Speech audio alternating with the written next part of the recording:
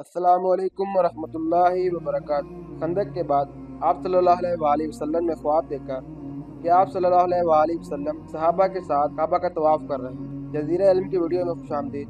آپ صلی اللہ علیہ وآلہ وسلم 1500 صحابہ کے ساتھ مکہ کی طرف روانہ ہوئے، لیکن مکہ والوں نے ان کا راستہ روک دیا۔ رسول اللہ صلی اللہ علیہ وآلہ وسلم نے ان کے سفیر سے کہا کہ ہم صرف عمرہ کرنے کے لیے آئے ہیں۔ وہ بندہ مکہ واپس گیا اور مکہ والوں سے کہا کہ میں نے روم کے بادشاہ کیسر کو دیکھا ہے، ایران کے بادشاہ کسرا کو بھی دیکھا ہے اور یمن کے بادشاہ نجاشی کو بھی دیکھا ہے، لیکن میں نے محمد صلی اللہ علیہ وآلہ وسلم جیسا بادشاہ کبھی نہیں دیکھا۔ جب محمد وضو کرتے ہیں تو لوگ ان کے پانی کا ایک قطرہ بھی زمین پر گرنے نہیں دیتے۔ ایسے آدمی سے لڑنا ناممکن ہے۔ میرا مشورہ یہی ہے کہ محمد کی بات مان لو، لیکن مکہ والوں نے بات نہیں مانی۔ پھر آپ صلی اللہ علیہ وآلہ وسلم نے حضرت عثمان رضی اللہ تعالیٰ عنہ کو مکہ کی طرف بھیجا ان سے بات کرنے کے لیے۔ اس میں کچھ دن گزر گئے تو یہ افواہ پھیل گئی کہ مکہ والوں نے حضرت عثمان رضی اللہ تعالیٰ عنہ کو شہید کر دیا۔ اس زمانے میں ایمبیسڈر کو قتل کرنا جنگ کا اعلان تھا۔ سارے صحابہ نے رسول اللہ صلی اللہ علیہ وآلہ وسلم کے ساتھ بیعت کی کہ ہم سب مر جائیں گے لیکن عثمان کے خون کا بدلہ ضرور لیں گے۔ تو یہ صرف ایک افواہ تھی۔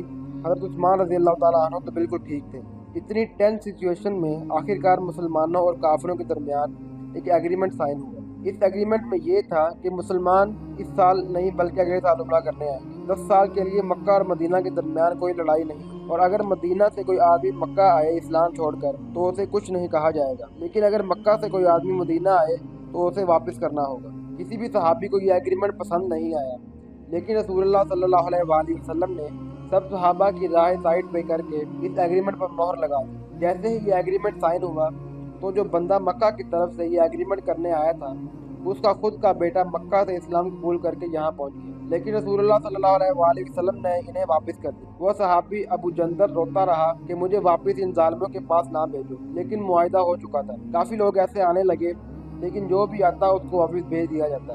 آخر ایک شخص ابو بصیر مسلمان ہو کر مکہ سے مدینہ آیا، لیکن رسول اللہ صلی اللہ علیہ وآلہ وسلم نے اسے بھی واپس بھیج دی۔ وہ کسی طرح وہاں سے بھاگ کر مکہ اور مدینہ کے درمیان رہنے لگا۔ بہت سارے لوگ مکہ سے مدینہ جاتے تو انہیں واپس کر دیا جاتا، لیکن وہ مکہ واپس جانے کی بجائے ادھر ابو بصیر کے ساتھ رہنے لگے، اور وہ آہستہ آہستہ یہاں پر ایک پورا ٹاؤن آباد ہو گیا۔ مکہ اور شام کے درمیان جو ٹریڈ کا راستہ تھا یہ بالکل اس کے پاس آباد، تو انہوں نے مکہ والوں سے اپنا بدلہ لینا شروع کر دیا۔ اس ابو بصیر کے ٹاؤن کی وجہ سے مکہ والوں کا بہت نقصان ہونا شروع ہو گیا۔ آخرکار مکہ والوں نے تنگ آ کر اس ایگریمنٹ کا جو تیسرا پوائنٹ تھا خود ہی ختم کر دیا۔ معاہدے کا دوسرا پوائنٹ یہ تھا کہ 10 سال تک کوئی لڑائی نہیں ہو۔ تو رسول اللہ صلی اللہ علیہ وآلہ وسلم نے عرب سے باہر جو امپائر تھے ان کو اسلام کی دعوت دینا شروع کر دی۔ تو ایک خط حبشہ کی طرف بھیجا گیا، دوسرا خط رومن امپائر کی طرف بھیجا گیا اور تیسرا خط ایران کی طرف بھیجا گیا۔ اس زمانے کے یہودیوں اور عیسائیوں کو یہ بات بہت اچھی طرح پتہ تھی کہ بہت جلد ایک پیغمبر آنے والا ہے۔ حبشہ کا بادشاہ نجاشی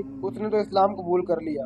رومن امپائر کے بادشاہ کے پاس جب خط پہنچا تو اسے بہت عجیب لگا، تو اس نے اپنے امپائر میں موجود کچھ قریش کے لوگوں کو بلایا۔ اس وقت ابو سفیان بھی رومن امپائر میں موجود تھے۔ بادشاہ نے ابو سفیان سے محمد صلی اللہ علیہ وآلہ وسلم کے بارے میں پوچھا، تو ابو سفیان نے آپ صلی اللہ علیہ وآلہ وسلم کے کریکٹر کے بارے میں بادشاہ کو بتایا۔ تو بادشاہ آپ صلی اللہ علیہ وآلہ وسلم کے بارے میں سن کر بہت امپریس ہوا اور کہا کہ مجھے پتا تھا کہ بہت جلد ایک پیغمبر آنے والا ہے، لیکن وہ تم عربیوں میں سے ہوگا یہ میں نے کبھی نہیں سوچا تھا۔ یہ دونوں تو تھے کرسچن کنگڈمز، لیکن جو ایران کا بادشاہ تھا وہ پارسی تھا جو آگ کی عبادت کرتے تھے۔ خسرو نے کہا کہ تم لوگ اس ڈیزرٹ سے آ کر مجھے سکھاؤ گے کہ زندگی کیسے گزارنی ہے، اور اس نے خط کو پھاڑ کر پھینک دیا، اور اس نے 2 لوگوں کو رسول اللہ صلی اللہ علیہ وآلہ وسلم کو مارنے کے لیے بھیجا۔ کچھ ہی دنوں بعد اس کے اپنے ہی بیٹے نے اسے مار دیا، اور اس طرح آہستہ آہستہ اسلام پوری دنیا میں پھیلنے لگا۔